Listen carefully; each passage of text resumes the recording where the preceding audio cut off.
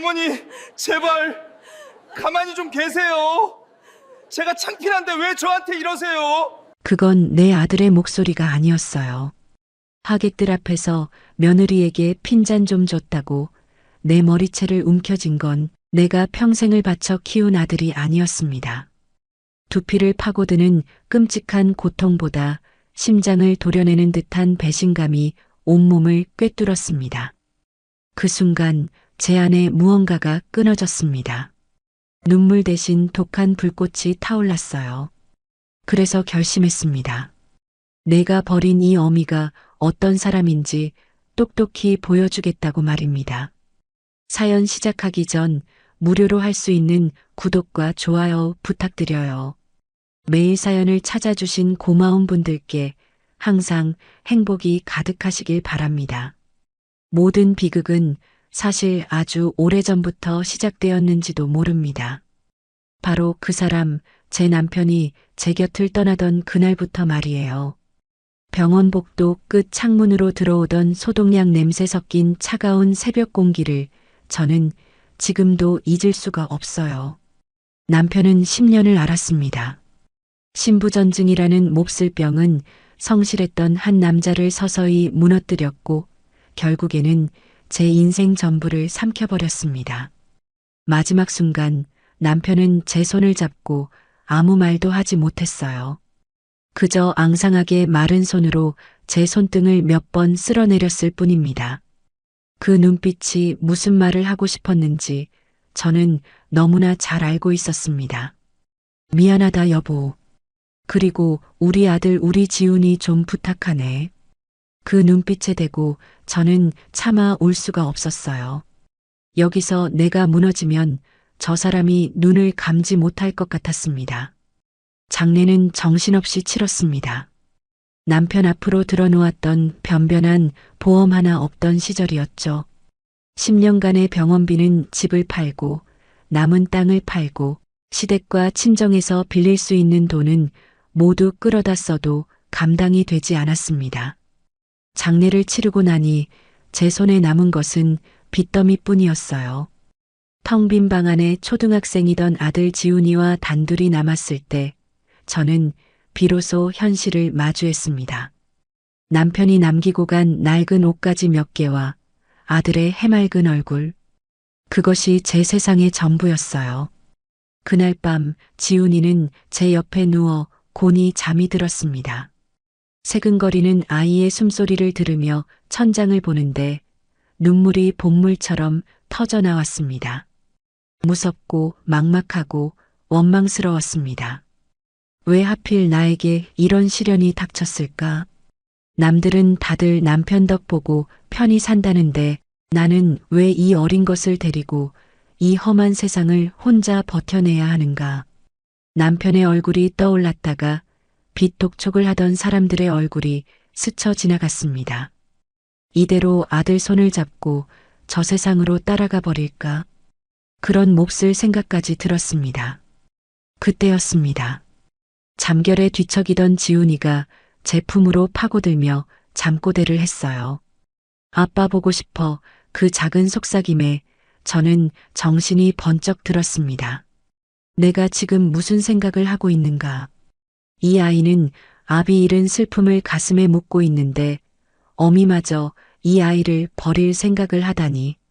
저는 지훈이를 끌어안고 한참을 소리 없이 울었습니다. 그리고 다짐했어요. 무슨 일이 있어도 이 아이만큼은 굶기지 않겠다. 아비 없는 자식이라고 손가락질 당하지 않게 세상에서 가장 훌륭한 사람으로 키워내겠다고 말입니다. 다음 날 저는 창고 깊숙이 넣어두었던 낡은 재봉틀을 꺼냈습니다. 시집 올 때 친정어머니가 유일하게 손에 쥐어주신 제 유일한 재산이었죠. 먼지를 닦아내고 기름을 치자 다행히 쌩쌩하게 잘 돌아갔습니다. 저는 그걸 들고 무작정 시장으로 나갔어요. 남편 병수 바라느라 경력은 끊긴 지 오래였지만 손재주 하나는 자신이 있었습니다. 시장 구석의 작은 수선집부터 시작해 옷을 만드는 공장까지 닥치는 대로 찾아가 일감을 달라고 머리를 조아렸습니다. 처음에는 다들 저를 미덥지 않게 쳐다봤어요. 하지만 제가 밤을 새워 만든 옷가지를 보고는 하나둘씩 일을 맡기기 시작했습니다. 그렇게 얻은 돈으로 시장 구석에 월세 5만 원짜리 작은 쪽방을 얻었습니다. 그곳이 제 첫 번째 봉제실이자 지훈이와 저의 새로운 보금자리였습니다. 방 한쪽에는 재봉틀을 놓고 다른 한쪽에는 얇은 이불을 깔았습니다. 밤이 되면 재봉틀 소리가 시끄러울까봐 이불로 재봉틀 주변을 둘러싸고 일을 했어요. 하루가 어떻게 가는지도 몰랐습니다. 새벽같이 일어나 지훈이 밥을 차려 학교에 보내고 나면 곧바로 재봉틀 앞에 앉았습니다. 드르륵, 드르륵 규칙적으로 울리는 재봉틀 소리는 제 자장가였고 또 제 희망이었습니다. 바늘에 손가락을 찔려 피가 나도 어깨가 빠질 듯 아파와도 저는 멈출 수가 없었어요. 제가 1시간 더 페달을 밟으면 지훈이가 좋아하는 고기 반찬을 한 번 더 사줄 수 있었고 찢어진 운동화 대신 새 운동화를 사줄 수 있었으니까요. 일이 끝나고 지훈이가 잠든 밤이면 저는 쪽방 구석에 웅크리고 앉아 퉁퉁 부은 손가락을 주무르곤 했습니다. 그때마다 남편의 마지막 눈빛이 떠올랐어요. 지훈이 좀 부탁하네. 저는 허공에 대고 다짐했습니다. 여보, 걱정하지 말아요. 내가 우리 지훈이 당신 아들 꼭 번듯하게 키워낼게. 하늘에서 지켜봐줘요. 그렇게 하루하루를 버텨냈습니다.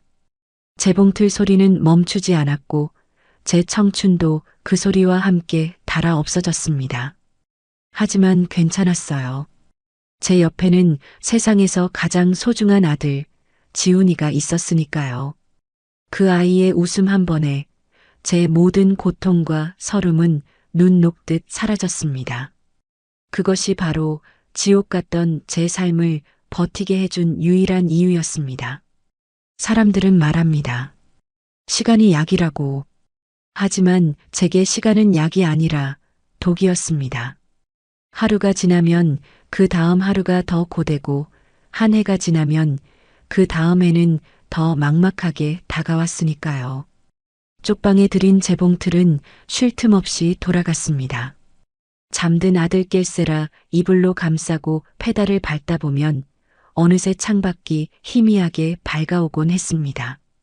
제게 새벽은 하루의 시작이 아니라 고된 밤의 끝이었어요. 하루에 18시간. 저는 꼬박 그 시간만큼 재봉틀 앞에 앉아 있었습니다. 눈을 뜨면 재봉틀, 눈을 감아도 귓가에선 드르륵거리는 소리가 맴돌았어요. 처음엔 동네 수선집에서 주는 자잘한 일거리로 시작했습니다. 바지 밑단을 줄이고 트어진 옷을 깁는 일이었죠. 단돈 몇백 원, 몇천 원을 버는 일이었지만 저는 가리지 않았습니다. 그 돈이 모여 지훈이의 공책이 되고 연필이 되고 도시락 반찬이 된다는 것을 알았으니까요. 제 손은 점점 거칠어지고 손가락 마디마디는 굳은 살이 박여 딱딱하게 변해갔습니다. 재봉틀 바늘에 찔리는 건 예사였고 피가 배어나온 옷감을 몰래 빨아 말리기를 수십 번.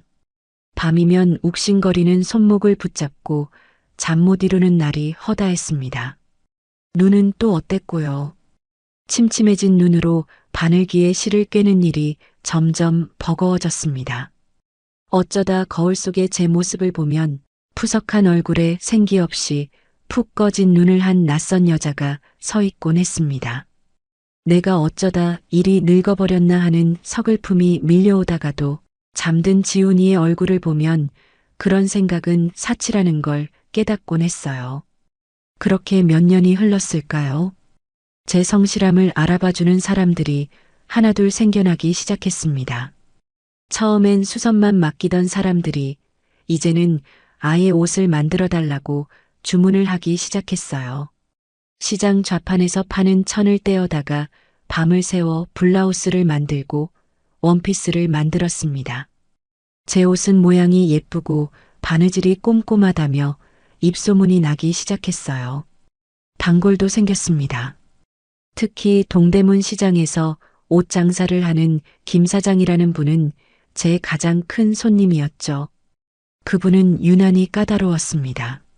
최신 유행하는 디자인의 옷 사진을 들고 와서는 똑같이 만들어내라고 윽박지르기 일쑤였어요. 실 색깔이 조금만 달라도 단추 모양이 마음에 안 들어도 퇴짜를 놓기 일쑤였습니다. 다른 사람 같았으면 진작에 포기했을 테지만 저는 그럴 수가 없었어요.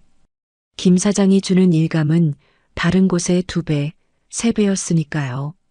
저는 밤을 새워가며 잡지를 뒤지고 지나가는 사람들의 옷차림을 뜯어보며 유행을 익혔습니다.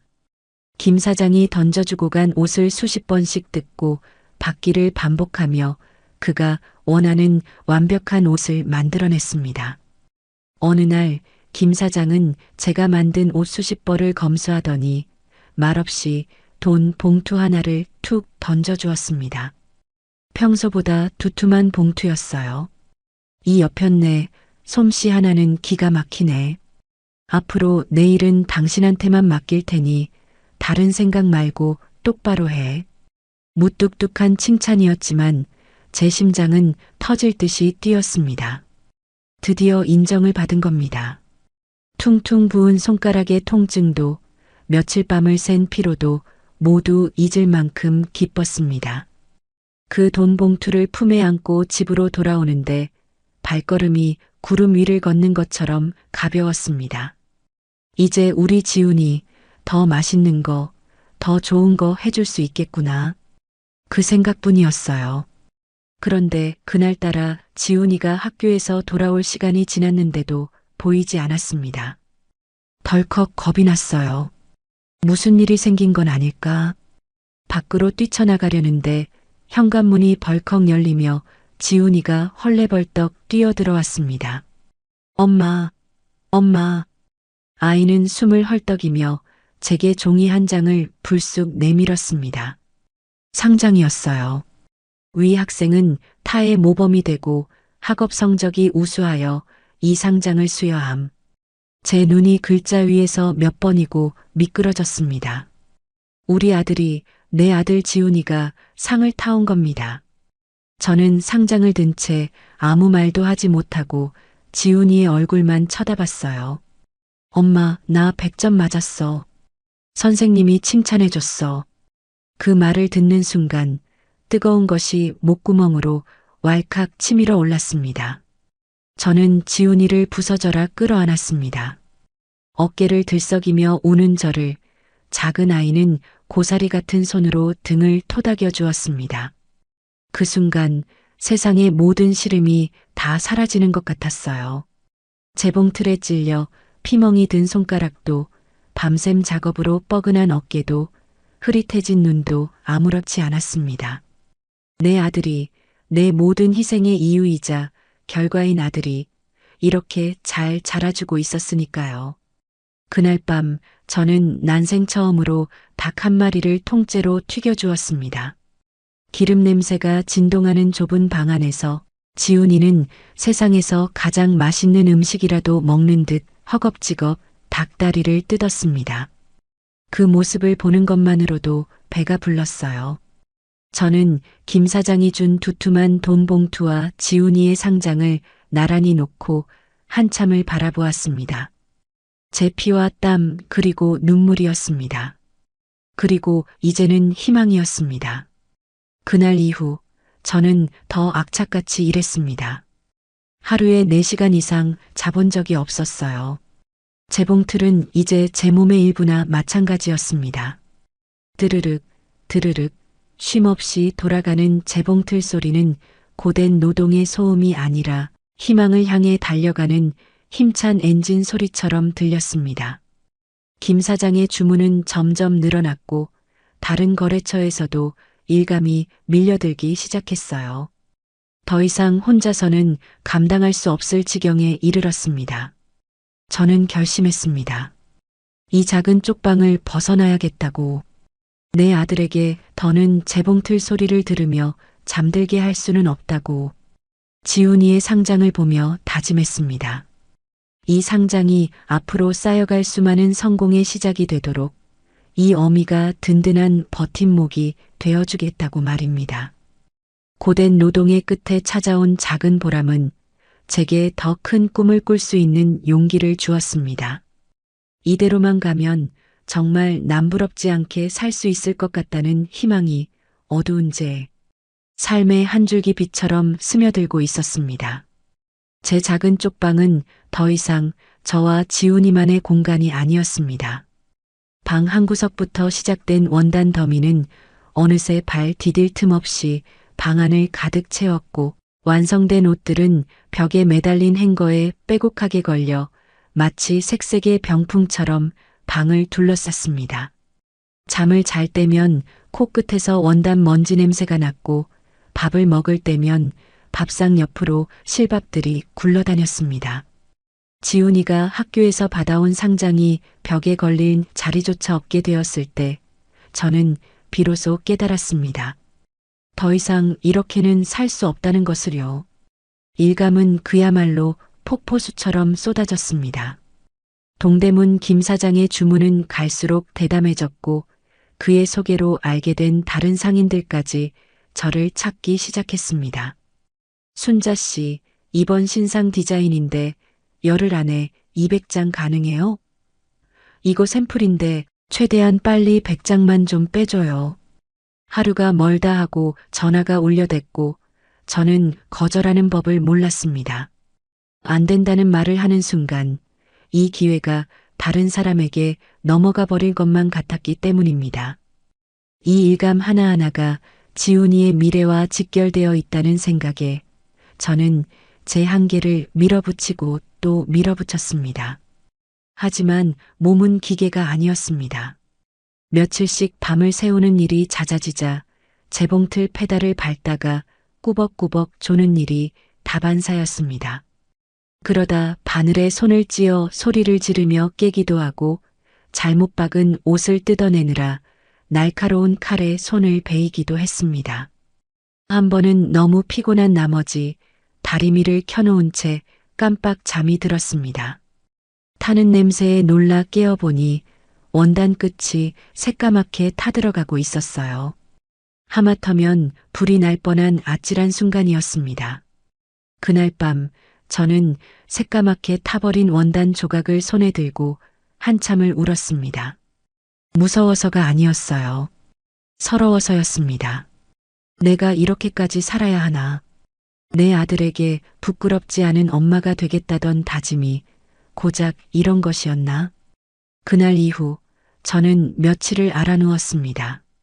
몸살이 심하게 와서 일어날 기력조차 없었어요. 재봉틀은 멈췄고 전화기는 불이 나게 울렸지만 받을 수가 없었습니다. 지훈이는 제 옆에서 물수건을 갈아주고 서툰 솜씨로 죽을 끓여왔습니다. 엄마 아프지 마, 내가 돈 벌어올게. 10살 남짓한 아이의 그 말은 제 가슴을 더 아프게 후벼 팠습니다. 나는 지금 내 아들에게 짐이 되고 있구나. 내가 쓰러지면 이 아이는 길거리에 나앉게 되는구나. 정신이 번쩍 들었습니다. 자리에서 일어난 저는 그동안 차곡차곡 모아두었던 돈통을 꺼냈습니다. 낡은 괴짝 안에 들어있는 통장에는 꼬깃꼬깃한 10,000원짜리 몇 장과 함께 지난 몇 년간의 제 피와 땀이 고스란히 담겨 있었습니다. 턱없이 부족한 돈이었지만 저는 결심을 굳혔습니다. 그리고는 무작정 은행으로 달려갔어요. 대출을 받고 싶습니다. 창구에 앉은 젊은 직원은 저의 행색을 위아래로 훑어보더니 퉁명스럽게 물었습니다. 담보 있으세요? 직업은요? 저는 차마 쪽방에서 재봉틀을 돌린다고 말할 수가 없었어요. 그저 우물쭈물하고 있자 직원은 귀찮다는 듯 손을 내저었습니다. 몇 군데의 은행을 더 돌아다녔지만 대답은 모두 같았습니다. 담보도 번듯한 직업도 없는 과부에게 돈을 빌려줄 곳은 어디에도 없었습니다. 마지막이라는 심정으로 찾아간 곳은 신용협동조합이었습니다. 그곳에서 만난 지점장님은 제 이야기를 셔츠깃이 누렇게 변하도록 땀을 흘리며 한참 동안 들어주셨습니다.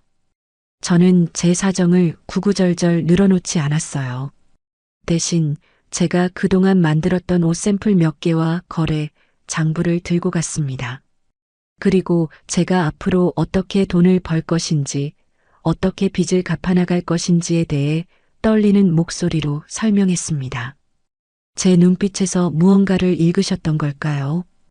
지점장님은 한참을 고민하시더니 제게 이렇게 말했습니다. 어머니의 성실함을 믿고 한번 진행해 보겠습니다. 그 길로 저는 공장 자리를 알아보러 다녔습니다. 가진 돈에 맞춰야 했기에 변두리에 있는 낡고 허름한 창고밖에는 얻을 수가 없었어요. 하지만 제게는 그곳이 세상에서 가장 큰 성처럼 보였습니다.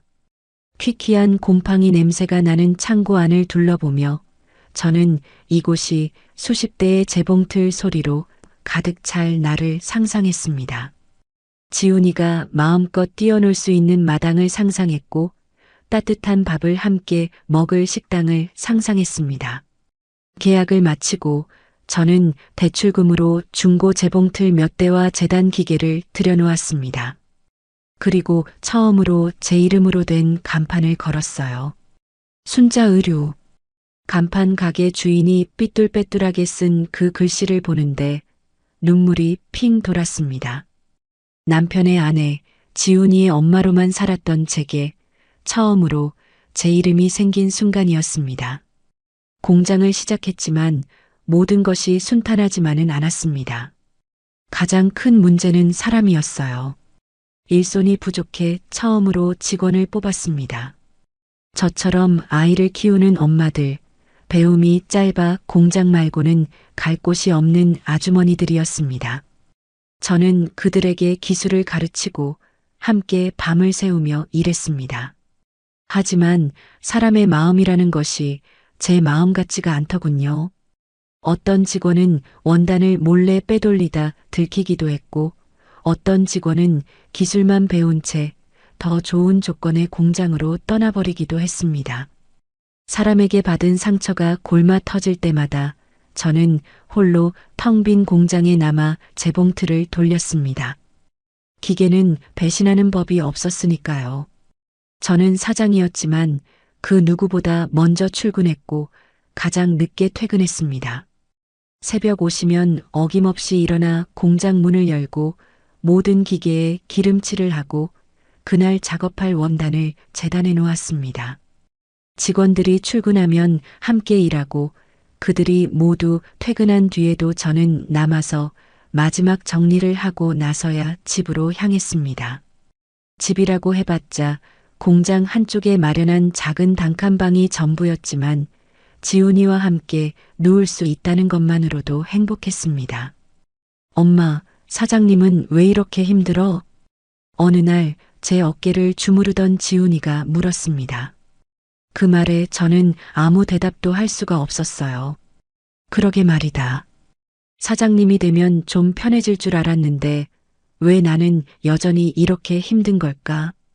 어깨에 올려진 아들의 작은 손을 잡으며 저는 애써 웃어 보였습니다.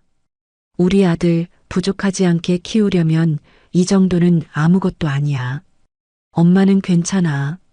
거짓말이었습니다. 하루에도 몇 번씩 모든 것을 내려놓고 도망치고 싶었습니다. 하지만 그럴 수 없었어요. 제 등 뒤에는 지훈이가 있었고 저를 믿고 따라주는 몇 안 되는 직원들의 생계가 달려 있었습니다. 그리고 무엇보다 순자 의류라는 제 이름 석 자의 무게가 제 어깨를 짓누르고 있었습니다. 시간이 흐르자 공장은 조금씩 자리를 잡아갔습니다. 불량률이 줄어들고 생산량은 늘어났습니다. 밤낮 없이 발로 뛴 덕분에 새로운 거래처도 몇 군데 더 뚫을 수 있었어요. 처음으로 직원들에게 월급 외에 작은 보너스를 챙겨주던 날 사장님 고맙습니다라며 제 손을 잡는 직원들의 얼굴을 보며 저는 그동안의 고생을 조금이나마 보상받는 기분이었습니다. 그날 밤 저는 지훈이를 데리고 시내에 있는 레스토랑에 갔습니다. 태어나서 처음으로 칼질이라는 것을 해봤어요. 하얀 접시에 담겨 나온 돈가스를 보며 어쩔 줄 몰라 하는 저와 달리 지훈이는 제법 능숙하게 칼질을 하며 맛있게 음식을 먹었습니다. 그 모습을 보니 또다시 울컥 눈물이 쏟아질 것 같았어요.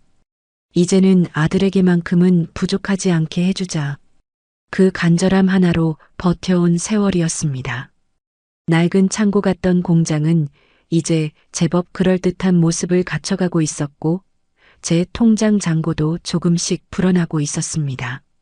하지만 제 마음 한구석의 불안감은 쉬이 가시지 않았습니다. 이 고생의 끝은 과연 어디일까? 내가 과연 이 모든 것을 끝까지 지켜낼 수 있을까? 밤마다 잠 못 이루고 뒤척이며 저는 제 자신에게 수없이 되물었습니다. 그리고 그때마다 떠오르는 것은 단 하나, 제 아들 지훈이의 얼굴이었습니다. 그래, 내 아들을 위해서라면, 그 아이를 위해서라면 나는 무엇이든 할 수 있다. 그 생각만이 저를 다시 일으켜 세우는 유일한 힘이었습니다. 세월은 참으로 무심하게 흘렀습니다. 제 허리는 조금씩 굽어갔고 머리카락엔 서리가 내렸지만 제 아들 지훈이는 늠름한 청년으로 자라주었습니다. 공장은 쉴 새 없이 돌아갔고 저는 이제 동대문 시장에서 순자 의류하면 모르는 사람이 없을 정도로 자리를 잡았어요. 낡은 창고였던 공장은 번듯한 2층 건물이 되었고 직원도 20명이 넘었습니다. 지긋지긋했던 단칸방 생활을 청산하고 방 3개짜리 아파트로 이사하던 날 저는 현관문을 붙잡고 한참을 울었습니다. 이제 우리 지훈이 친구들을 데려와도 부끄럽지 않은 집이 생겼구나. 그 생각만으로도 지난 세월의 모든 고통이 씻겨 내려가는 듯 했습니다. 지훈이는 좋은 대학을 나왔고 번듯한 대기업에 취직했습니다. 다 어머니 덕분입니다. 졸업식 날 학사모를 쓴 아들은 제 손을 잡으며 그렇게 말했습니다. 저는 그저 아들의 손을 잡고 고개만 끄덕였습니다. 그래, 이만하면 내 인생 헛살지는 않았구나. 남편에게도 하늘에 있는 그 사람에게도 떳떳할 수 있겠구나 싶었습니다. 제 인생의 목표는 오직 하나, 아들의 성공이었고 저는 그 목표를 이룬 것만 같았습니다. 그러던 어느 날 아들이 조심스럽게 말은 꺼냈습니다. 결혼하고 싶은 여자가 있다고요. 저는 얼마나 기뻤는지 모릅니다. 드디어 내 아들이 가정을 꾸리는구나. 이제야 저도 며느리가 해주는 밥도 얻어먹고 예쁜 손주들 재롱도 보며 늙어갈 수 있겠구나. 그런 소박한 꿈을 꾸었습니다. 며느리감이 될 아가씨를 처음 만나는 날 저는 며칠 전부터 미용실에 다녀오고 장롱 속에 고이 모셔두었던 가장 좋은 옷을 꺼내 입었습니다. 그런데 제 앞에 나타난 아가씨, 유라라고 했나요? 그 아이는 머리부터 발끝까지 값비싼 명품으로 치장하고 있었어요. 제 옷차림을 위아래로 훑어보는 그 아이의 눈빛에서 저는 무언가 잘못되었다는 것을 직감했습니다. 지훈 씨한테 얘기 많이 들었어요. 어머님, 공장 하신다고요? 힘드시겠어요. 그 말에는 걱정이 아니라 묘한 무시가 섞여 있었습니다. 식사를 하는 내내 유라는 공장 일이나 제 과거에 대해서는 한마디도 묻지 않았어요. 대신 자신이 졸업한 명문 여대 이야기, 해외여행에서 겪었던 경험담, 최근에 구입한 명품 가방 이야기만 늘어놓았습니다. 지훈이는 그저 옆에서 사랑스럽다는 듯 유라를 쳐다보며 맞장구를 칠 뿐이었습니다. 음식이 목으로 넘어가지 않았습니다. 재봉틀 기름때 묻은 제 손이 그 아이의 반짝이는 다이아몬드 반지 앞에서 초라하게 느껴졌습니다. 그날 이후 아들은 조금씩 변해갔습니다. 주말마다 제 공장에 나와 일을 돕던 아들은 이제 데이트를 핑계로 얼굴 한번 비추지 않았습니다. 전화를 해도 유라와 함께 있다며 용건만 간단히 말하고 끊기 일쑤였어요. 결혼 준비는 착착 진행되었습니다. 유라는 강남의 최고급 웨딩홀을 잡았고 수천만 원짜리 수입 드레스를 골랐습니다. 예단이며 예물이며 그 아이가 요구하는 것들은 제 상식으로는 도저히 이해할 수 없는 것들이었어요. 엄마, 유라가 그러는데 요즘은 다 이렇게 한대요. 우리도 남들 하는 만큼은 해야죠. 아들은 제게 돈을 요구하며 그렇게 말했습니다. 저는 군말 없이 통장을 내주었어요. 내 아들 길을 죽일 수는 없었으니까요. 평생 땀 흘려번 돈이 하룻밤의 화려한 잔치를 위해 뭉텅뭉텅 빠져나갔지만 아들이 행복하다면 그걸로 족하다고 생각했습니다. 하지만 제 생각은 어리석은 착각이었습니다. 결혼식 날이 다가올수록 저는 점점 더 투명 인간이 되어갔습니다. 신혼집을 구하는 문제에서도 혼수를 드리는 문제에서도 제 의견은 철저히 무시당했어요. 모든 것은 유라의 뜻대로 결정되었습니다. 그 아이는 제가 평생 모은 돈으로 마련한 아파트를 팔아 강남의 최고급 주상복합 아파트 전세를 얻어야 한다고 주장했습니다. 지훈이는 이번에도 유라의 편이었습니다. 엄마, 이제 저희도 저희 인생을 살아야죠. 언제까지 엄마 그늘 아래서 살 수는 없잖아요. 그 말을 듣는 순간 가슴에 찬바람이 훅 불어오는 것 같았습니다. 내 그늘이 너를 키웠는데 그 지긋지긋한 그늘 덕에 내가 지금 그 자리에 서 있는 것인데 목구멍까지 차오른 말을 삼켰습니다. 어미가 되어서 아들의 앞날에 걸림돌이 될 수는 없었으니까요. 그리고 운명의 그날 결혼식이 열렸습니다. 저는 밤새 한숨도 자지 못하고 제가 직접 만든 한복을 곱게 차려입었습니다. 하지만 화려한 웨딩홀에서 제 모습은 어색하기 짝이 없었어요. 유라의 친구들은 모두 저처럼 화려하게 차려입고 있었고 그들 사이에서 저는 시골에서 갓 상경한 촌부처럼 보였습니다. 식이 시작되고 저는 혼주석에 앉아 늠름하게 걸어 들어오는 아들의 모습을 보았습니다. 눈물이 핑 돌았어요. 잿더미 속에서 피워낸 내 꽃, 내 전부. 저 아이를 키우기 위해 보냈던 수많은 밤들이 주마등처럼 스쳐 지나갔습니다. 이제 저 아이가 자신의 가정을 꾸리고 행복하게 살아갈 일만 남았다고 생각하니 모든 서운함이 눈 녹듯 사라지는 것 같았습니다. 문제는 피로연에서 터졌습니다. 한복을 입은 채 하객들에게 인사를 돌고 있는 제게 유라가 다가왔습니다. 술이 거나하게 취한 채였어요. 어머님, 이제 한복은 그만 벗으시죠?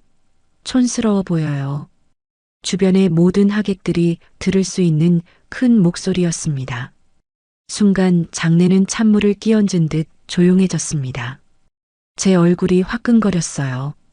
당황해서 아무 말도 못하고 있자 유라가 한 걸음 더 다가와 제 팔을 잡아 끌었습니다. 그리고 아까부터 하객들한테 돈 아껴 쓰라고 하셨다면서요? 그거 다 우리 지훈 씨가 번 돈으로 하는 건데 어머님이 무슨 상관이세요? 기가 막혔습니다. 아들의 결혼 자금 대부분은 제 공장에서 나온 돈이었습니다. 제가 평생을 바쳐 이룬 모든 것이었어요. 저는 떨리는 목소리로 겨우 입을 열었습니다. 예, 아가. 손님들 다 계신데 무슨 말이니 그게. 제 말이 끝나기도 전에 유라는 더 큰 소리로 악을 썼습니다. 어머님이야말로 이제 지훈 씨 인생에서 좀 꺼져주세요. 구질구질하게 언제까지 아들 인생에 회방 놓으실 거예요? 그 순간이었습니다. 옆에서 이 모든 것을 지켜보고만 있던 아들, 제 아들 지훈이가 제 앞으로 성큼성큼 다가왔습니다. 저는 아들이 유라를 말려줄 것이라고 생각했어요. 내 아들이라면 이 어미의 억울함을 알아줄 것이라고 믿었습니다. 하지만 제 기대는 산산조각 났습니다. 어머니 제발 좀 가만히 계세요. 창피하게 왜 이러세요? 그건 내 아들의 목소리가 아니었어요. 하객들 앞에서 며느리에게 핀잔 좀 줬다고 내 머리채를 움켜쥔 건 내가 평생을 바쳐 키운 아들이 아니었습니다. 두피를 파고드는 끔찍한 고통보다 심장을 도려내는 듯한 배신감이 온몸을 꿰뚫었습니다. 세상이 빙글빙글 돌고 수많은 사람들의 웅성거리는 소리가 멀게만 들렸습니다. 제 뺨 위로 뜨거운 것이 흘러내렸습니다. 눈물인 줄 알았지만 아니었습니다. 그건 제 심장에서부터 흘러나온 피눈물이었습니다. 평생의 희생이 아들의 소나기에서 머리카락과 함께 엉망으로 쥐어뜯기고 있었습니다. 저는 아무런 저항도 하지 못했습니다. 그저 텅 빈 눈으로 제 머리채를 잡고 있는 아들의 얼굴을 올려다보았습니다. 그 얼굴에는 미안함도 죄책감도 없었습니다. 오직 짜증과 원망만이 가득했습니다. 그 순간 제 안에 무언가가 뚝 하고 끊어졌습니다. 지난 수십 년의 세월이 아들을 위해 바쳤던 내 모든 청춘이 한낱 제가 되어 바람에 흩날리는 것 같았습니다. 내가 무엇을 위해 살아왔나? 내가 누구를 위해 이 모든 고통을 감내해왔나? 머리채를 잡힌 고통 속에서 이상하게도 정신은 점점 더 맑아졌습니다. 눈물 대신 독한 불꽃이 타올랐어요. 그래, 이제 알겠다. 내 인생은 처음부터 내 것이 아니었다. 나는 그저 아들을 위한 도구였을 뿐이다. 그렇다면 이제라도 내 것을 되찾아야겠다. 내가 버린 이 어미가 어떤 사람인지, 내가 이룬 것들의 진짜 주인이 누구인지 뼈저리게 느끼게 해주겠다고. 그래서 결심했습니다. 내가 너희에게 준 모든 것을 잿더미까지 긁어모아 되찾아오겠다고 말입니다. 어떻게 그 지옥 같은 결혼식장을 빠져나왔는지 기억나지 않습니다. 누군가 제 팔을 부축했던 것 같기도 하고 웅성거리는 소리들 사이로 제 이름을 부르는 목소리가 들렸던 것 같기도 합니다. 제 기억 속에 남은 것은 오직 하나, 경멸과 짜증이 뒤섞인 눈으로 저를 내려다보던 아들의 얼굴뿐이었습니다. 머리카락 몇 올이 힘없이 뽑혀 손에 쥐어져 있었고 곱게 차려입었던 한복 저고리는 엉망으로 구겨져 있었습니다. 저는 택시를 잡아탔습니다. 행선지를 묻는 기사에게 저도 모르게 공장으로 가주세요라고 말했습니다. 아들 내외와 함께 살기로 했던, 이제는 제 집이 아니게 된 그 아파트가 아니었습니다. 제 몸이, 제 영혼이 기억하는 유일한 안식처는 바로 그곳, 기름 냄새와 원단 먼지로 가득한 제 공장이었습니다. 택시 창밖으로 화려한 도시의 불빛들이 빠르게 스쳐 지나갔습니다. 방금 전까지 제가 서 있던 그 세상은 저와는 아무 상관없는 다른 별의 이야기처럼 느껴졌습니다. 차창에 비친 제 모습은 낯설기 짝이 없었습니다. 값비싼 한복을 차려입었지만 그 안의 영혼은 갈기갈기 찢어진 누더기였습니다. 눈물이 나올 법도 한데 이상하게 눈물 한 방울 나지 않았습니다. 그저 가슴 한구석에 커다란 구멍이 뚫린 것처럼 시리고 아픈 바람만 휑하게 드나들 뿐이었습니다. 덜컹하고 택시가 멈춰섰습니다. 익숙한 제 공장 앞이었습니다. 다 왔습니다. 기사의 말에 저는 한참 동안 멍하니 앉아 있었습니다. 지갑을 꺼내려는데 손이 부들부들 떨려 제대로 지폐를 셀 수가 없었습니다. 몇 번의 헛손질 끝에 겨우 돈을 건네고 차에서 내렸습니다. 철컥하고 자물쇠를 여는 소리가 유난히 크게 울렸습니다. 불 꺼진 공장 안은 낮에 열기가 채 가시지 않아 후텁지근했습니다. 익숙한 기름 냄새와 원단 냄새가 코를 찔렀습니다. 그 냄새를 맡는 순간 저는 참고 있던 숨을 한 번에 토해냈습니다. 그리고는 벽에 기댄 채 그대로 바닥에 주저앉았습니다. 긴장이 풀리자 온몸의 힘이 빠져나갔습니다. 쿵, 쿵, 쿵 제 심장 소리가 마치 망치 소리처럼 공장 전체를 울리는 것 같았습니다. 얼마나 그렇게 있었을까요? 저는 비틀거리며 몸을 일으켜 공장 안을 천천히 둘러보았습니다. 수십 대의 재봉틀이 어둠 속에서 거대한 짐승들처럼 침묵하고 있었습니다. 낮 동안 직원들의 웃음소리와 기계 소리로 가득했던 이곳은 지금 칠흑 같은 어둠과 고요에 잠겨 있었습니다. 재단 위에는 내일 아침 작업해야 할 원단들이 산더미처럼 쌓여 있었고, 한쪽 벽에는 완성된 옷들이 비닐에 쌓인 채 출고를 기다리고 있었습니다. 이 모든 것이 제가 제 청춘과 맞바꾼 것들이었습니다. 남편을 잃고 어린 아들의 손을 잡고 세상에 내쳐졌을 때 저를 구원해 준 것은 바로 저 재봉틀이었습니다. 하루 18시간 저 의자에 앉아 페달을 밟고 또 밟았습니다. 손가락이 찢어지고 허리가 끊어질 듯 아파와도 저는 멈추지 않았습니다. 제가 멈추는 순간 제 아들의 미래도 멈춘다고 생각했기 때문입니다. 한 걸음 한 걸음. 저는 제 손때가 묻은 기계들을 어루만지며 공장 안을 걸었습니다. 저 재봉틀로는 지훈이의 첫 소풍 도시락 가방을 만들어 주었지. 저 재단기 앞에서는 지훈이의 중학교 입학 선물로 양복을 처음으로 재단했었지. 저 다리미로는 밤늦게까지 공부하는 아들의 교복을 매일 아침 칼같이 다려주었지. 공장의 모든 것들에 제 아들과의 추억이, 제 희생의 역사가 새겨져 있었습니다. 저는 공장 2층, 제 사무실로 올라갔습니다. 책상 위에는 며칠 전 아들이 가져다 놓은 결혼사진이 담긴 액자가 놓여 있었습니다. 세상에서 가장 행복한 미소를 짓고 있는 아들과 그 옆에 바싹 붙어 팔짱을 낀 채 웃고 있는 며느리, 그리고 그들 옆에 어색한 미소를 지으며 서 있는 저의 모습. 저는 그 사진을 물끄러미 바라보았습니다. 사진 속의 저는 마치 초대받지 않은 손님처럼 보였습니다. 그들의 행복한 세상에 제가 낄 자리는 처음부터 없었던 것입니다. 저는 액자를 집어들었습니다. 그리고는 그대로 바닥에 내던져 버렸습니다. 와장창 유리가 깨지는 날카로운 소리가 정적을 갈랐습니다. 산산조각 난 유리 파편들 사이로 아들과 며느리의 웃는 얼굴이 갈기갈기 찢겨져 있었습니다. 저는 거친 숨을 몰아쉬며 깨진 액자를 발로 몇 번이고 짓밟았습니다. 분노가, 참을 수 없는 분노가 온몸에서부터 치밀어 올랐습니다. 내가 어떻게 키운 아들인데, 내가 너를 어떻게 키웠는데 내가 감히 내게 이럴 수 있단 말인가. 서러움이 파도처럼 밀려왔습니다. 남편 없이 홀로 아들을 키우며 겪었던 수많은 서름과 고통이 한꺼번에 되살아났습니다.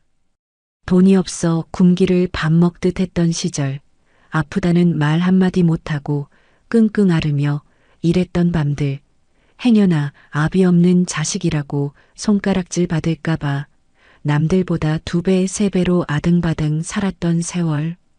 그 모든 시간이 주마등처럼 눈앞을 스쳐 지나갔습니다. 저는 자리에 주저앉아 소리내어 울기 시작했습니다. 하지만 그것은 슬픔의 눈물이 아니었습니다. 억울함과 분노가 뒤섞인 피 맺힌 절규였습니다. 내 인생은 무엇이었나? 내 모든 것을 바쳤는데 왜 내게 남은 것은 이 끔찍한 배신뿐인가? 한참을 울었을까요? 눈물은 말랐고 목은 쉬어버렸습니다. 저는 텅 빈 눈으로 창밖을 바라보았습니다. 어느새 동이 트고 있었습니다. 잿빛 하늘을 뚫고 새벽의 첫 햇살이 공장 창문으로 스며들어 왔습니다. 그 빛은 어둠 속에 잠겨있던 재봉틀 하나를 환하게 비추고 있었습니다. 제가 처음 일을 시작할 때부터 함께했던 가장 낡고 오래된 재봉틀이었습니다. 저는 홀린 듯 그 재봉틀 앞으로 다가갔습니다. 의자에 앉아 익숙하게 페달 위에 발을 올렸습니다. 그리고는 옆에 있던 자투리 원단을 들어 재봉틀 바늘 아래에 놓았습니다. 드르륵, 드르륵, 드르르르륵. 수십 년 만에 처음으로 저는 아무 생각 없이 페달을 밟았습니다. 아들을 위해서가 아니었습니다. 주문을 맞추기 위해서도 아니었습니다. 오직 저 자신을 위해, 이 끝을 알 수 없는 분노와 허무함을 잊기 위해 미친 듯이 페달을 밟았습니다. 규칙적으로 울리는 재봉틀 소리가 제 심장 박동과 겹쳐졌습니다. 소리는 점점 더 커졌고 공장 전체를 뒤흔들었습니다. 얼마나 시간이 흘렀을까요? 재봉틀 소리가 멈췄습니다. 저는 고개를 들어 제가 박음질한 원단을 바라보았습니다. 아무런 무늬도 모양도 없는, 그저 실밥만이 어지럽게 엉켜있는 천 조각이었습니다. 마치 제 인생처럼. 그것을 보는 순간 제 머릿속에 번개처럼 하나의 생각이 스쳐 지나갔습니다. 그래, 내 삶은 내가 지켜야 한다. 아들도 그 누구도 나를 지켜주지 않는다. 평생을 바쳐 헌신했지만 돌아온 것은 배신뿐이었다. 그렇다면 이제 더 이상 누구를 위해 희생하지 않겠다. 누구를 위해 인내하지 않겠다. 나를 짓밟은 자들에게 내가 어떤 사람인지 똑똑히 보여주겠다. 내가 피땀 흘려 이룬 이 모든 것의 주인이 누구인지 뼈저리게 가르쳐 주겠다. 그 결심이 서는 순간 제 마음속의 모든 슬픔과 서러움이 거짓말처럼 사라졌습니다. 대신 그 자리에는 얼음장처럼 차갑고 강철처럼 단단한 무언가가 자리 잡았습니다. 그것은 분노를 넘어선 차가운 각성이었습니다. 저는 자리에서 일어났습니다. 그리고 제 사무실 책상 서랍 깊숙한 곳에서 낡은 서류 봉투 하나를 꺼냈습니다. 그 안에는 지난 수십 년간 제가 사모은 땅과 건물의 등기부등본, 그리고 공장의 모든 자산 목록이 담겨 있었습니다. 모든 서류의 소유주란에는 이순자라는 제 이름 석자가 선명하게 박혀 있었습니다. 저는 그 서류들을 책상 위에 펼쳐놓고 싸늘한 미소를 지었습니다. 이제부터 내가 어떻게 변하는지 똑똑히 지켜보아라, 내 아들아. 새벽의 여명이 제 얼굴 위로 서늘하게 내리쬐고 있었습니다. 그것은 새로운 하루의 시작이 아니라 길고 긴 복수의 서막이었습니다. 그날 이후 저는 다른 사람이 되었습니다. 제 안에서 무언가 단단히 부서져 내렸고 그 빈자리에는 강철보다 차갑고 칼날보다 날카로운 무언가가 자리 잡았습니다. 더 이상 슬프지 않았습니다. 억울하지도 않았어요. 제 감정은 오직 하나의 목표를 향해 명료하게 정렬되었습니다. 그것은 바로 되찾는 것이었습니다. 결혼식 다음 날 저는 평소와 똑같은 시간에 일어났습니다. 밤새 울었다는 것이 믿기지 않을 정도로 몸은 가벼웠고 정신은 놀랍도록 맑았습니다. 저는 엉망이 된 한복을 벗어 쓰레기통에 처박고 평소에 입던 작업복으로 갈아입었습니다. 그리고 어젯밤 깨뜨린 액자 파편들을 빗자루로 깨끗하게 쓸어 담았습니다. 아들과 며느리의 웃는 얼굴이 담긴 사진 조각들이 쓰레받기 안에서 위태롭게 나뒹굴었지만 제 마음은 조금도 흔들리지 않았습니다. 공장으로 내려가자 직원들이 제 눈치를 살피며 쭈뼛거렸습니다. 어제의 소문이 벌써 공장 안에 파다하게 퍼진 모양이었습니다. 저는 아무렇지 않은 표정으로 아침 조회를 시작했습니다. 김 반장님, 어제까지 재단해 놓은 원단 오늘 안으로 전부 작업 끝내주세요. 박 씨, 너는 오늘 출고할 물량 다시 한번 확인하고 딴 생각들 하지 말고 다들 손들 빨리빨리 움직여. 제 목소리는 평소보다 더 차갑고 단호했습니다. 직원들은 제 기세에 눌려 아무 말도 못하고 각자의 자리로 흩어져 일을 시작했습니다. 드르륵, 드르륵 다시 공장은 활기를 되찾았습니다. 저는 제 사무실에 앉아 어젯밤 펼쳐놓았던 서류들을 다시 한번 꼼꼼하게 검토하기 시작했습니다. 그리고 가장 먼저 변호사에게 전화를 걸었습니다. 일주일이 지났습니다. 아들 내외는 보란듯이 몰디브인지 어딘지로 신혼여행을 떠났고 그 사이 저에게는 전화 한 통, 문자 한 통 없었습니다. 마치 이 세상에 저라는 존재는 처음부터 없었다는 듯이. 하지만 저는 조금도 서운하지 않았습니다. 오히려 그들의 무관심이 제 결심을 더욱 단단하게 만들어 주었을 뿐입니다. 저는 그 일주일 동안 제 모든 것을 정리하기 시작했습니다. 변호사의 자문을 받아 제가 가진 모든 재산의 법적 소유권이 오직 저에게만 있음을 다시 한번 확인했습니다. 공장의 명예, 공장이 서 있는 땅의 명예, 그리고 지훈이와 함께 살던 아파트의 명의까지 모든 것은 이순자 제 이름 석자로 되어 있었습니다. 과거 남편이 세상을 떠나고 모든 것을 잃었을 때 저는 뼈저리게 깨달았습니다. 내 것을 지키기 위해서는 내 이름으로 가지고 있어야 한다는 것을. 그 처절한 교훈이 수십 년이 지난 지금 저를 구원하고 있었습니다. 아들 내외가 신혼여행에서 돌아오던 날 저는 일부러 공장에 나가지 않고 아파트에서 그들을 기다렸습니다. 현관문 비밀번호를 누르는 소리가 들리고 곧이어 왁자지껄한 웃음소리와 함께 지훈이와 유라가 들어섰습니다. 그들은 거실 소파에 앉아있는 저를 보고는 잠시 당황한 표정을 지었습니다. 어머니, 웬일이세요? 공장에 안 나가셨네요. 아들의 목소리는 어색하기 짝이 없었습니다. 유라는 아예 저를 본체만 채하며 소파에 털썩 주저앉아 다리를 꼬았습니다. 일주일 전 제 머리채를 잡았던 아들의 사과를 기대한 것은 아니었습니다. 하지만 저를 대하는 그들의 태도는 마치 제가 불청객이라도 되는 것 같았습니다. 저는 말없이 찻잔을 내려놓았습니다. 그리고 본론을 꺼냈습니다. 너희들 이 집에서 살 생각인가 보구나.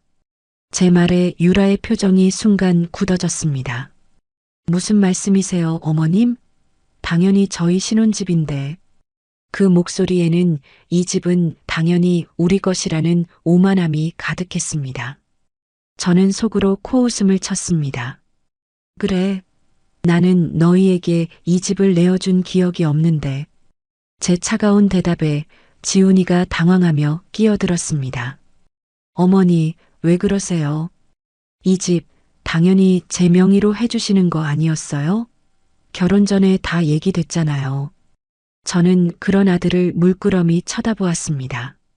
제 배 아파 낳은 자식이지만 그 순간 제 눈앞에 있는 것은 낯선 타인일 뿐이었습니다. 내가 언제? 나는 그런 약속한 적 없다. 그리고 이 집 명에 내 이름으로 되어 있는 거 너도 잘 알 텐데. 그제야 상황 파악이 된 걸까요? 유라가 날카로운 목소리로 소리쳤습니다.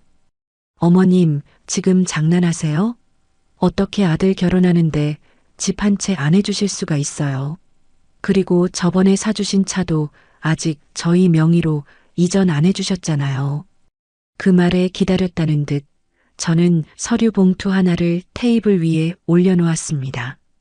그 안에는 제가 지난 며칠간 정리한 재산 목록과 모든 등기부등본 사본이 들어 있었습니다. 아가, 잘 보렴. 이 공장도, 이 공장이 서 있는 땅도, 그리고 너희가 지금 앉아 있는 이 집도 모두 내 이름으로 되어 있단다. 내가 평생 피땀 흘려 번 내 재산이라는 뜻이지. 서류를 확인한 두 사람의 얼굴이 하얗게 질려갔습니다. 특히 유라의 얼굴은 경악과 분노로 일그러져 있었습니다. 말도 안 돼, 지훈 씨. 이게 어떻게 된 거야? 유라의 닭달에 지훈이는 어쩔 줄 몰라 하며 저를 쳐다봤습니다. 그 눈빛에는 원망과 함께 일말의 애원이 담겨 있었습니다. 어머니, 제발 제 체면 좀 살려주세요. 하지만 저는 더 이상 그 눈빛에 흔들리는 과거의 어미가 아니었습니다. 그러니 너희는 당장 이 집에서 나가거라. 너희가 살 집은 너희 힘으로 구해야지. 어디 어미 등골을 빼먹을 생각을 해. 어머니, 어떻게 저희한테 이러실 수가 있어요? 아들이 절규하듯 소리쳤습니다. 저는 자리에서 일어나 현관문을 활짝 열었습니다. 그리고 차갑게 말했습니다. 내가 너한테 어떻게 했는데? 내 결혼식 날 내 마누라 편들어서 이 어미 머리채를 잡았던 건 누구였지? 그때 이미 너와 나는 모자간의 연이 끊어진 거다. 그러니 이제 와서 어머니 소리 하지 마라. 역겨우니까. 제 말은 비수처럼 날아가 아들의 가슴에 박혔습니다. 지훈이는 아무 말도 하지 못하고 입술만 파들파들 떨었습니다. 그 옆에서 유라는 악을 쓰며 제게 달려들 기세였지만 제 싸늘한 눈빛에 압도당해 차마 움직이지 못했습니다. 일주일 주마. 그 안에 내 놈들 짐 싸서 이 집에서 나가. 만약 그때까지 나가지 않으면 내가 사람 시켜서 내 놈들 짐 길바닥에 다 내다 버릴 줄 알아라. 그 말을 끝으로 저는 그들을 뒤로하고 방으로 들어와 문을 잠갔습니다. 문 밖에서 한참 동안 유라의 악소리와 아들의 절망적인 울음소리가 들려왔습니다. 하지만 제 마음은 호수처럼 고요했습니다. 오히려 오랜 체증이 쑥 내려가는 듯한 기묘한 통쾌함마저 느껴졌습니다. 며칠 뒤 저는 아들 내외가 그동안 제 카드를 긁어대며 명품을 사들이고 주식과 코인에 무리하게 투자하여 큰 빚을 졌다는 사실을 알게 되었습니다. 그들은 제가 당연히 집과 재산을 물려줄 것이라고 믿고 미래의 돈을 끌어다 쓴 것이었습니다. 이제 그 모든 빚은 오롯이 그들 두 사람의 몫이 되었습니다. 일주일 뒤 아들 내외는 정말로 짐을 싸서 그 집을 나갔습니다. 마지막까지 제게 용서를 구하거나 매달릴 줄 알았지만 그들은 원망 가득한 눈빛으로 저를 쳐다볼 뿐이었습니다. 그 모습을 보며 저는 제 선택이 틀리지 않았음을 다시 한번 확신했습니다. 텅 빈 아파트에 홀로 남았습니다. 복수의 첫 단추는 성공적으로 깨었습니다. 그런데 이상했습니다. 아들을 알거지로 만들어 내쫓았는데 왜 마음 한구석이 허전하거나 아프지 않은 걸까요? 슬픔도 죄책감도 없었습니다. 그저 낯선 평온함만이 저를 감싸고 있었습니다. 저는 텅 빈 거실을 둘러보며 제 자신에게 물었습니다. 이순자, 너는 이제 정말 괜찮은 거니? 대답은 없었습니다. 그저 창밖으로 들어오는 차가운 저녁 노을만이 제 그림자를 길게 늘어뜨리고 있을 뿐이었습니다. 아들 내외가 떠나간 아파트는 거대하고 텅 빈 동굴처럼 느껴졌습니다. 그들이 남기고 간 값비싼 가구와 소품들은 주인을 잃은 채 먼지만 쌓여갔고 집안 어디에서도 사람의 온기라고는 찾아볼 수 없었습니다. 저는 그 낯선 고요함 속에서 며칠을 보냈습니다. 하지만 더 이상 그곳에 머물고 싶지 않았습니다. 그 집은 제게 아들과의 단절을 상징하는 공간일 뿐 더 이상 따뜻한 보금자리가 아니었기 때문입니다. 결심을 굳힌 저는 제 인생의 다음 단계를 준비하기 시작했습니다. 그것은 바로 이별이었습니다. 제 청춘과 맞바꾼, 제 분신과도 같았던 순자 의류와의 이별. 공장을 정리하겠다는 제 발표에 직원들은 모두 경악했습니다. 저와 함께 10수년을 일해온 김 반장님은 제 손을 붙잡고 눈물까지 글썽였습니다. 사장님, 갑자기 왜 이러세요? 저희는 이제 어디로 가라고 그들의 얼굴에는 당혹감과 원망이 서려 있었습니다. 저는 그들의 마음을 이해하지 못하는 바가 아니었지만 제 결심은 확고했습니다. 그동안 다들 고생 많았소. 이건 내 퇴직금이니 다들 요긴하게들 쓰시오. 저는 직원 한 사람 한 사람에게 두둑한 퇴직금 봉투를 건넸습니다. 법에서 정한 것보다 훨씬 많은 액수였습니다. 그리고 그동안 거래해왔던 다른 공장 사장들에게 직접 전화를 걸어 제 직원들을 받아줄 것을 부탁했습니다. 기술 좋고 성실한 제 직원들은 얼마 지나지 않아 모두 새로운 일자리를 찾을 수 있었습니다. 마지막으로 저는 공장의 모든 기계와 남은 원단들을 헐값에 처분했습니다. 수십 대의 재봉틀이 트럭에 실려나가는 모습을 저는 사무실 창가에 서서 묵묵히 지켜보았습니다. 드르륵거리던 기계 소리가 멈춘 공장은 죽은 듯이 고요했습니다. 제 심장 소리 같았던 그 소음이 사라지자 견딜 수 없는 허전함이 밀려왔습니다. 내가 지금 무슨 짓을 하고 있는 거지? 뒤늦은 후회가 파도처럼 밀려왔지만 저는 애써 고개를 저었습니다. 이것은 끝이 아니라 새로운 시작을 위한 과정일 뿐이라고. 공장 건물과 땅은 생각보다 비싼 값에 팔렸습니다. 부동산 업자는 운이 좋았다며 축하해 주었지만 저는 조금도 기쁘지 않았습니다. 제 손에 들린 계약서는 마치 제 인생의 한 페이지를 뜯어낸 것처럼 느껴졌습니다. 모든 정리가 끝나고 텅 빈 공장을 마지막으로 둘러보던 날, 저는 바닥에 떨어져 있던 작은 실뭉치 하나를 발견했습니다. 수십 년간 제 옷과 머리카락에 붙어 다녔던 지긋지긋했던 그 실뭉치를 손에 쥐자 저도 모르게 눈물이 핑 돌았습니다.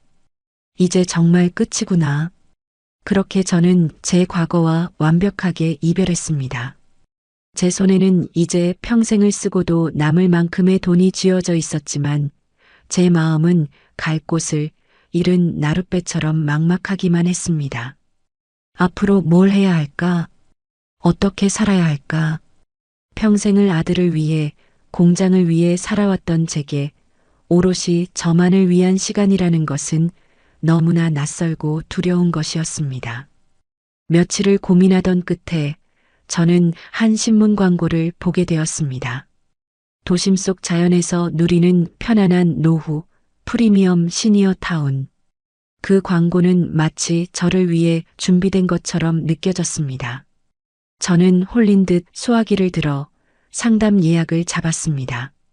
그렇게 찾아간 곳은 제가 상상했던 것과는 전혀 다른 세상이었습니다.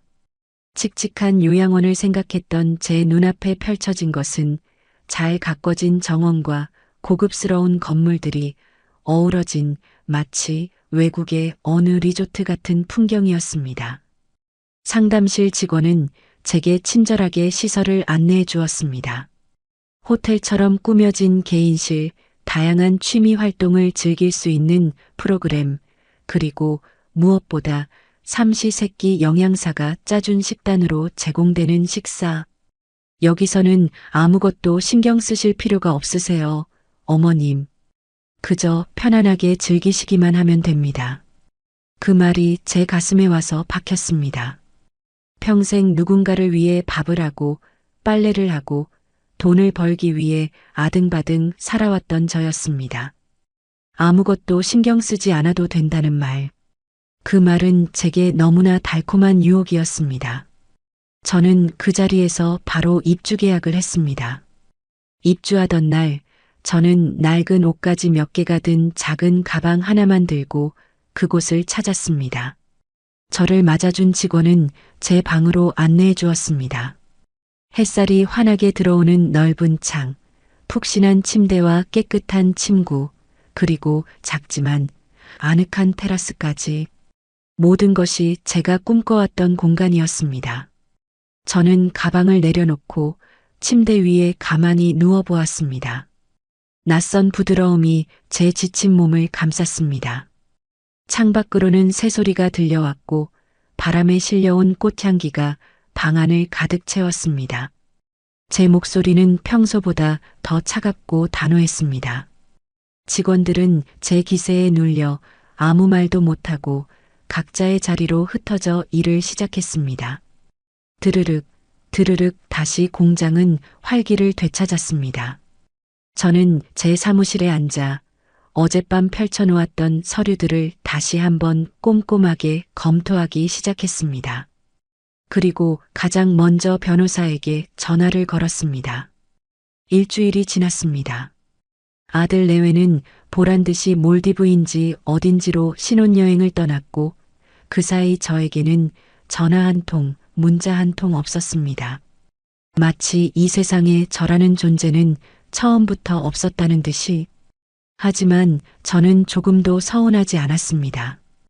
오히려 그들의 무관심이 제 결심을 더욱 단단하게 만들어 주었을 뿐입니다. 저는 그 일주일 동안 제 모든 것을 정리하기 시작했습니다.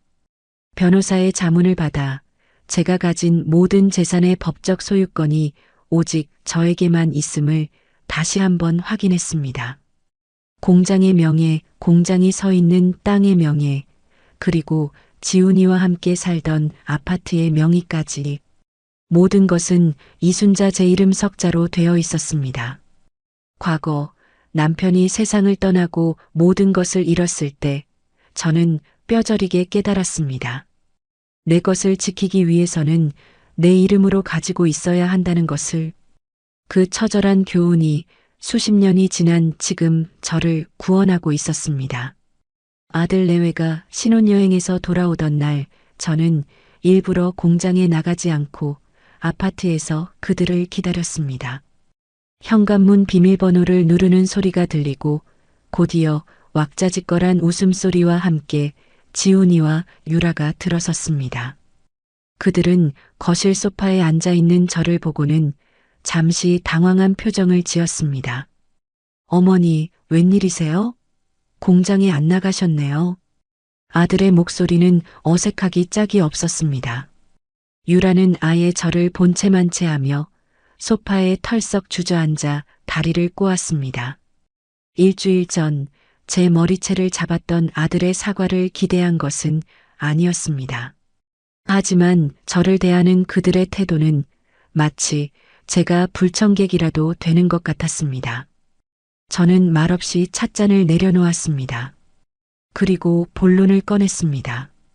너희들 이 집에서 살 생각인가 보구나. 제 말에 유라의 표정이 순간 굳어졌습니다. 무슨 말씀이세요, 어머님? 당연히 저희 신혼집인데. 그 목소리에는 이 집은 당연히 우리 것이라는 오만함이 가득했습니다. 저는 속으로 코웃음을 쳤습니다.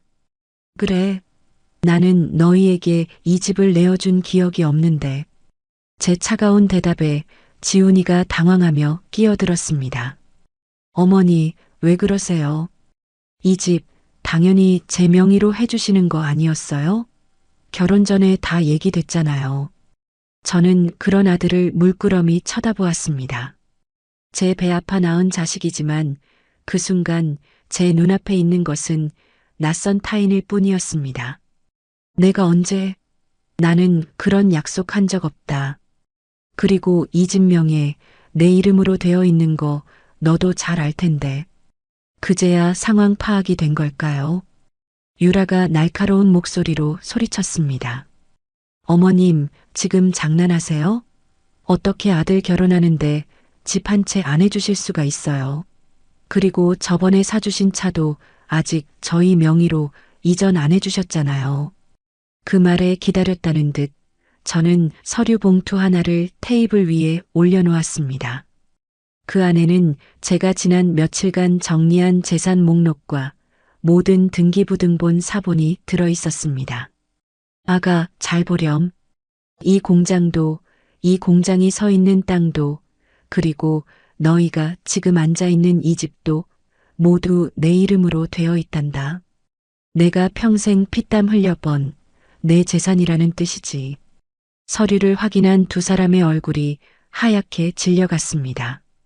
특히 유라의 얼굴은 경악과 분노로 일그러져 있었습니다. 말도 안 돼, 지훈 씨. 이게 어떻게 된 거야? 유라의 닭달에 지훈이는 어쩔 줄 몰라 하며 저를 쳐다봤습니다. 그 눈빛에는 원망과 함께 일말의 애원이 담겨 있었습니다. 어머니, 제발 제 체면 좀 살려주세요. 하지만 저는 더 이상 그 눈빛에 흔들리는 과거의 어미가 아니었습니다. 그러니 너희는 당장 이 집에서 나가거라. 너희가 살 집은 너희 힘으로 구해야지. 어디 어미 등골을 빼먹을 생각을 해. 어머니, 어떻게 저희한테 이러실 수가 있어요? 아들이 절규하듯 소리쳤습니다.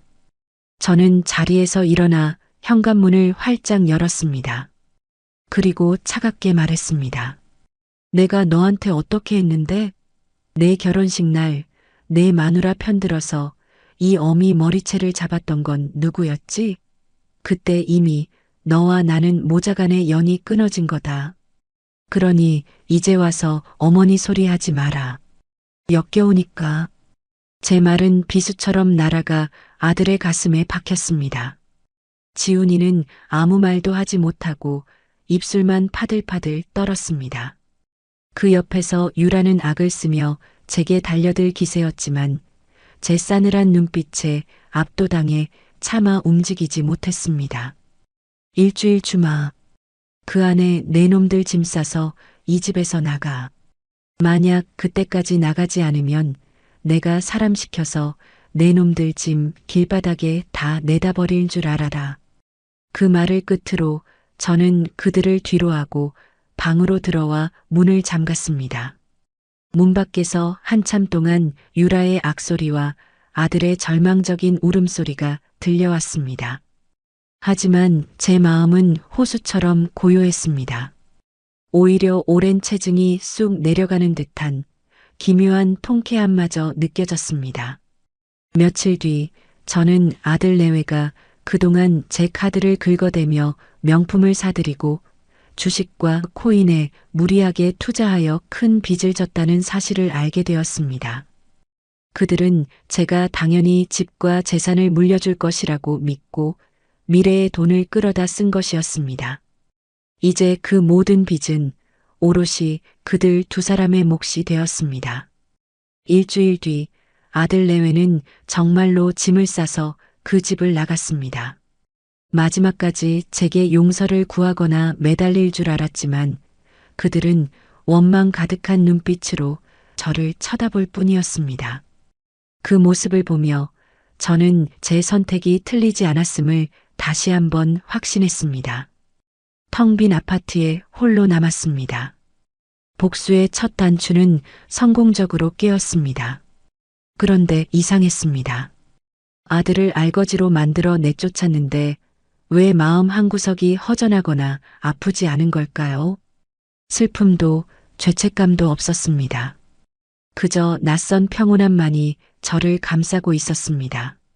저는 텅 빈 거실을 둘러보며 제 자신에게 물었습니다. 이순자, 너는 이제 정말 괜찮은 거니? 대답은 없었습니다. 그저 창밖으로 들어오는 차가운 저녁 노을만이 제 그림자를 길게 늘어뜨리고 있을 뿐이었습니다. 아들 내외가 떠나간 아파트는 거대하고 텅 빈 동굴처럼 느껴졌습니다. 그들이 남기고 간 값비싼 가구와 소품들은 주인을 잃은 채 먼지만 쌓여갔고 집안 어디에서도 사람의 온기라고는 찾아볼 수 없었습니다. 저는 그 낯선 고요함 속에서 며칠을 보냈습니다. 하지만 더 이상 그곳에 머물고 싶지 않았습니다. 그 집은 제게 아들과의 단절을 상징하는 공간일 뿐 더 이상 따뜻한 보금자리가 아니었기 때문입니다. 결심을 굳힌 저는 제 인생의 다음 단계를 준비하기 시작했습니다. 그것은 바로 이별이었습니다. 제 청춘과 맞바꾼, 제 분신과도 같았던 순자 의류와의 이별. 공장을 정리하겠다는 제 발표에 직원들은 모두 경악했습니다. 저와 함께 10수년을 일해온 김 반장님은 제 손을 붙잡고 눈물까지 글썽였습니다. 사장님, 갑자기 왜 이러세요?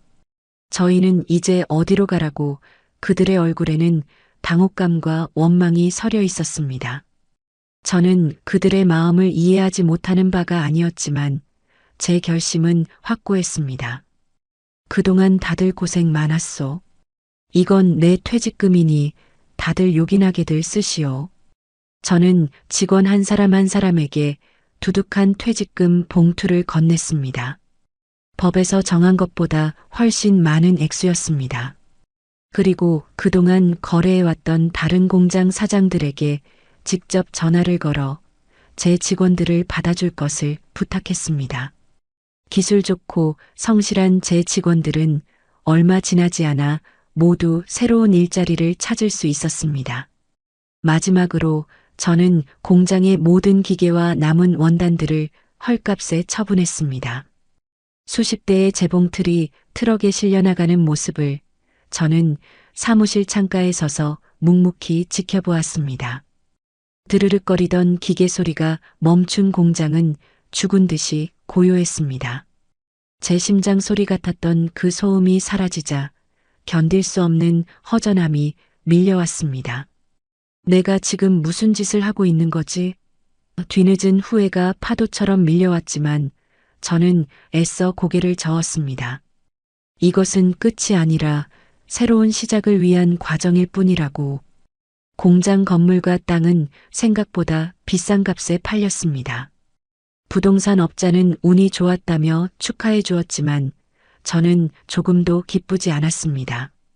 제 손에 들린 계약서는 마치 제 인생의 한 페이지를 뜯어낸 것처럼 느껴졌습니다. 모든 정리가 끝나고 텅 빈 공장을 마지막으로 둘러보던 날, 저는 바닥에 떨어져 있던 작은 실뭉치 하나를 발견했습니다. 수십 년간 제 옷과 머리카락에 붙어 다녔던 지긋지긋했던 그 실뭉치를 손에 쥐자 저도 모르게 눈물이 핑 돌았습니다. 이제 정말 끝이구나. 그렇게 저는 제 과거와 완벽하게 이별했습니다.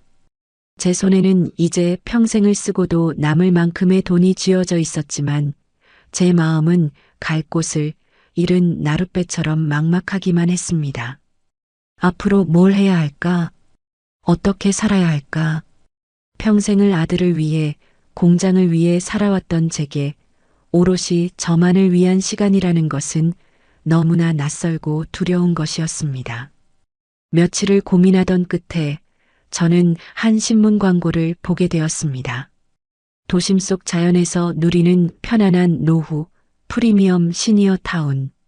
그 광고는 마치 저를 위해 준비된 것처럼 느껴졌습니다. 저는 홀린 듯 수화기를 들어 상담 예약을 잡았습니다. 그렇게 찾아간 곳은 제가 상상했던 것과는 전혀 다른 세상이었습니다. 칙칙한 요양원을 생각했던 제 눈앞에 펼쳐진 것은 잘 가꿔진 정원과 고급스러운 건물들이 어우러진 마치 외국의 어느 리조트 같은 풍경이었습니다. 상담실 직원은 제게 친절하게 시설을 안내해 주었습니다. 호텔처럼 꾸며진 개인실, 다양한 취미 활동을 즐길 수 있는 프로그램, 그리고 무엇보다 삼시세끼 영양사가 짜준 식단으로 제공되는 식사. 여기서는 아무것도 신경 쓰실 필요가 없으세요, 어머님. 그저 편안하게 즐기시기만 하면 됩니다.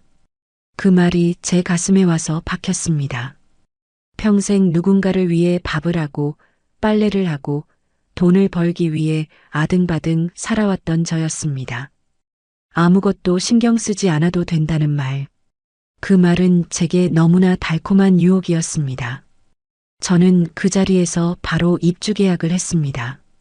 입주하던 날, 저는 낡은 옷가지 몇 개가 든 작은 가방 하나만 들고 그곳을 찾았습니다. 저를 맞아준 직원은 제 방으로 안내해 주었습니다. 햇살이 환하게 들어오는 넓은 창, 푹신한 침대와 깨끗한 침구, 그리고 작지만 아늑한 테라스까지 모든 것이 제가 꿈꿔왔던 공간이었습니다. 저는 가방을 내려놓고 침대 위에 가만히 누워보았습니다. 낯선 부드러움이 제 지친 몸을 감쌌습니다. 창밖으로는 새소리가 들려왔고 바람에 실려온 꽃향기가 방 안을 가득 채웠습니다.